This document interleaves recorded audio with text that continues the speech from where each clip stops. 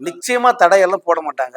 எந்த ஒரு சின்ன துரும்ப கூட வந்து இந்த படத்துக்கு எதிரா போட மாட்டாங்க திமுகவினர். ஏன்னா, இது என்ன மாரியான எதிர்விளைவுகளை ஏற்படுத்தும் அப்படின்னு அவங்களுக்கு தெரியும். ஏற்கனவே வந்து அவங்க பண்ண ஒரு தப்பால தான் எம்ஜிஆர் அவ்வளோ பிரம்மாண்டமா வளர்ந்தார்.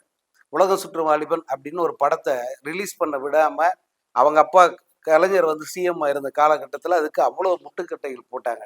அதையெல்லாம் தாண்டி வந்து அந்த படத்த எம்ஜிஆர் வந்து தமிழகம் முழுக்க ரிலீஸ் பண்ணாரு. அது வந்து இதுவரைக்கும் வந்து எந்த படமுமே அதுக்கு நிகரா சொல்ல முடியாது. அப்படி ஒரு வரலாறு காணாத வசூலு, அப்படி ஒரு ஓட்டம் அந்த படம். அதனுடைய விளைவு அப்ப இருந்த எம்ஜிஆர் இப்படி இருந்தாருன்னா, அந்த உலகம் சுற்றும் வாலிபனுக்கு பிறகு வந்து விஸ்வரூபம் எடுத்து நின்னுட்டாரு.